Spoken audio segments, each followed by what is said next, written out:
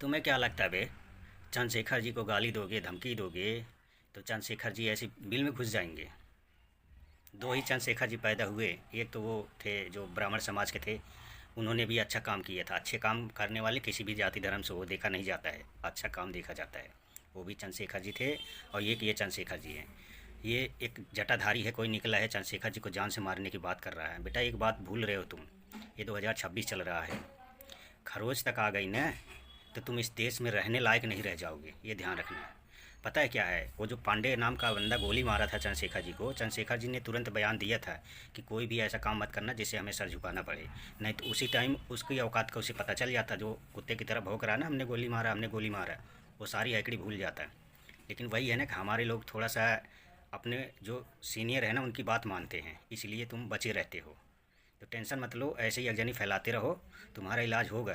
Tension मत लो, सरकार बदलेगी और जैसे ही बदलेगी सबसे पहले तुम ही लोग इलाज होगा और तुम ही लोग चूहे के बिल के अंदर जाओगे, घुसोगे, फिर नज़र नहीं आओगे।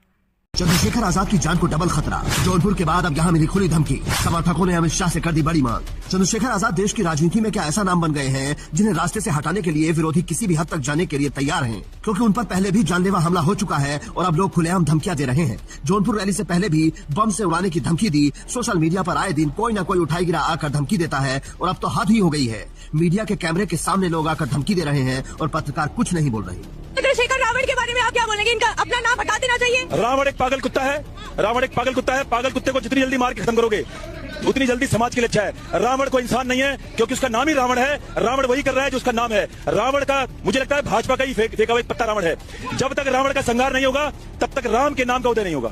यही वो कथित पत्रकार हैं जो जंतर मंतर पर अपने अधिकारों की दुहाई देकर कह रही थी कि हमें सवाल करने से रोका जा रहा है, लेकिन इनके कैमरे पर कोई मौजूदा सांसद को मारने की धमकी दे रहा है और ये खुश होकर सुन रही है। ये लंबे बाल वाला अकेला नहीं है जो चंद्रशेखर आजाद की जान लेना चाहता है। इन सब धमकियों के पीछे बड़ी साजिश भी हो सकती है और जिन्हें चंद्रशेखर आजाद से राजनीतिक खतरा है वो उन्हें रास्ते से हटाने का प्लान बना रहे होंगे। इसीलिए अब चंद्रशेखर आजाद के लिए Z+ सिक्योरिटी की मांग हो रही है। इससे पहले उनकी पार्टी भी अपने नेता के लिए कई बार Z+ सिक्योरिटी की मांग कर चुकी है, लेकिन इस बार सोशल मीडिया पर यह मांग की जा रही है।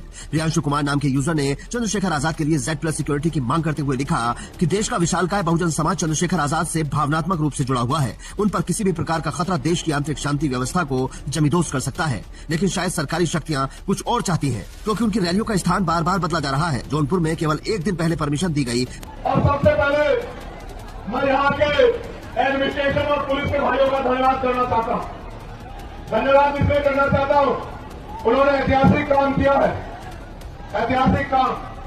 लेकिन फिर भी चंद्रशेखर आजाद हर जगह पुलिस के लिए मांग करते हैं कि उनकी ड्यूटी के घंटों को कम किया जाए। ये एक बड़े दिल के नेता की पहचान